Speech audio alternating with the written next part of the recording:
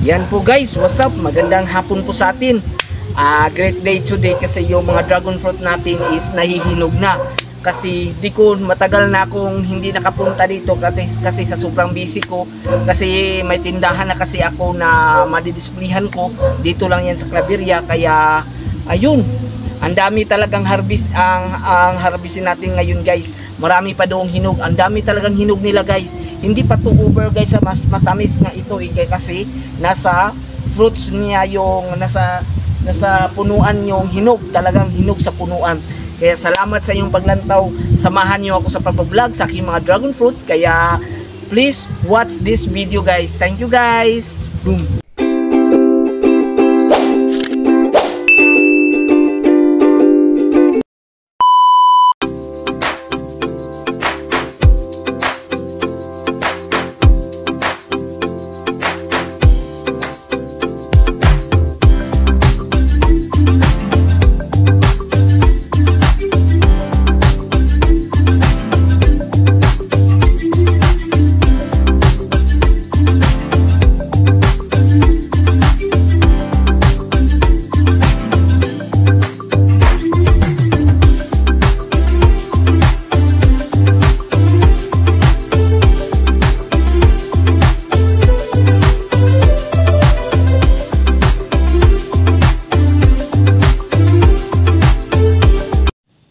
Yan po guys, actually guys, kumbaga pa-harvestin na natin yung mga dragon fruit natin kasi mabilis tayong bababa kasi marami tayong asikasuhin ng mga fruits na i-deliver natin bukas guys.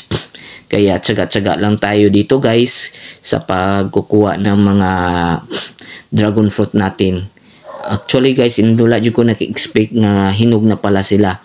At sinachat ko yung tigbantay na akin dito, sabi niya is namumula na yung mga dragon fruit. Kaya sinatsaga-tsaga ko na yung pagkuha nila. Ang lalagki ng mga dragon fruit natin guys. Pero ang tatamis yan kasi nahinog sa punuan Kaya nilalaban ko na yung pagkakat nito guys. Kaya laban-laban kahit busy talaga ako guys. Kasi walang bantay ngayon sa tindahan ko. At ganito talaga tayo guys, kapag hindi tayo magsisipag is wala talaga. Wala talaga. Yan po guys. Ang lalagki ng mga dragon fruit, kalang alaga-alaga ko talaga ito. Kumbaga pa sinatsagaan ko na para maka-earn din tayo. Actually guys, baka may kukuha na ito guys. Yung dragon fruit na natin is may kukuha na. Kaya tsaga-tsaga na lang tayo guys. Yan po yung mga dragon fruit natin, ang lalagki guys. Kaya laban-laban lang tayo. Yan po. Tuloy-tuloy lang po tayo. Kaya samahan nyo ako guys sa pag-harvest ng mga dragon fruit guys.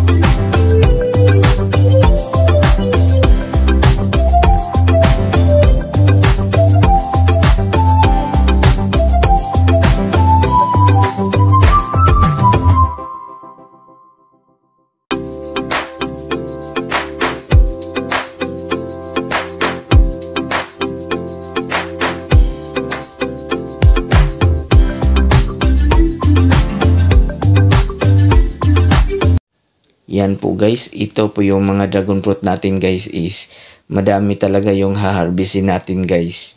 Pasalamat po ko sa Ginoo kasi marami na sang buds na nagsisilatawan guys. Yung mga buds ng mga dragon fruit. After siguro nitong pagharbisin natin yung mga hinog is magsisilitawan na yung mga buds na marami naman. Yan po guys. Kaya ang laki guys oh. Parang 1 kilo talaga yan oh. Napakalaki. Dako kay guys. Kaya I like farming dragon fruit talaga. Kaya nilalaban ko na yan guys. Kaya chill lang tayo guys sa ating pag-harvest ng dragon fruit. Yan, mainit, biglang nag-init ngayong hapon. Kaya okay lang yan. At least maka-create yung mga dragon fruit ng mga fruits. Kasi marami na din nagsisilitawan na buds. Yan ang kagandahan sa dragon fruit guys. Kasi walang non-stop siya sa pagbunga until hindi pa siya mag-off season. Until November to October pa po ang seasoning ang in off season sa dragon fruit guys. Kaya tinatyaga-tyaga ko na sa pag-harvest. May bata diyan na sabi ni Uncle nga kumbaga pa-harvestin ko na talaga yung mga dragon fruit kasi sakit na talaga sa mga mata. Kasi daming magsulod diri tapos maglantaw-lantaw aning mga fruits natin. Kaya tinatyaga-tyaga ko na guys. Kaya laban-laban lang tayo guys. Yan po yung mga kadragunan natin. Yan po, galing naman. Yan po guys oh. Napakagaling-galing. Yan po yung mga dragon fruit natin. Actually, madami na rin nagsisilitawan ng mga buds. Kaya chill lang tayo. Merong mga bata dyan na nanunguha ng mga marang at saka santol. Kaya nanguha din sila. Kaya tuloy-tuloy lang tayo sa pagbablog guys. Paki-like naman at paki-subscribe sa aking YouTube channel. Kahit po yung lawas ko guys, kahit busy talaga ako is kumuha ko pa ng mag-edit at mag-upload ng video sa YouTube channel. Salamat po sa inyo guys. Yan po.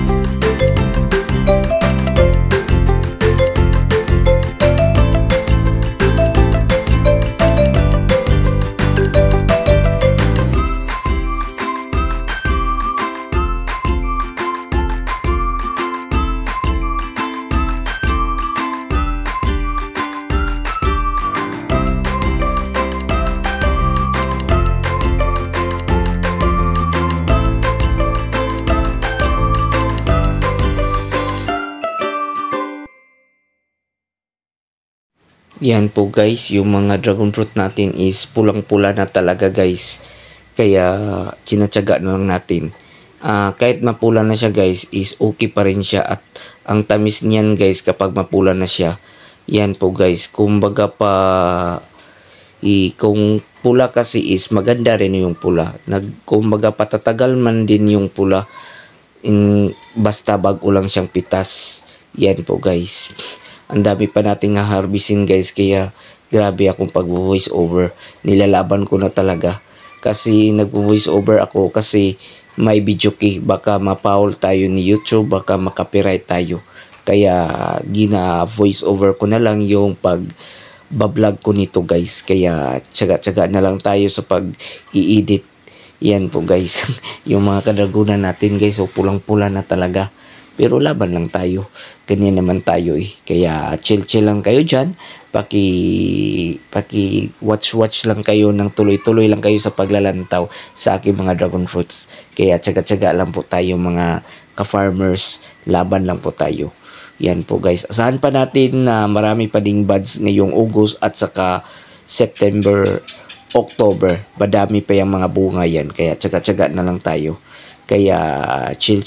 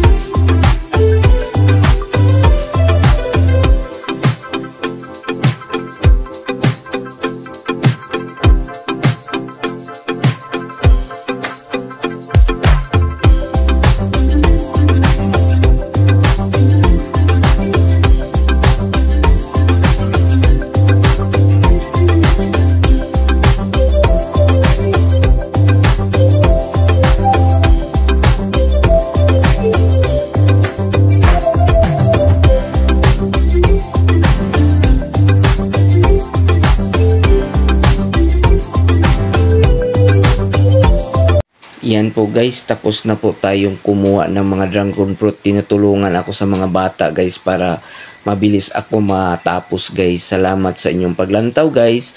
Paki-like, paki-share this video guys. This is farming dragon fruit. Salamat sa inyong paglantaw.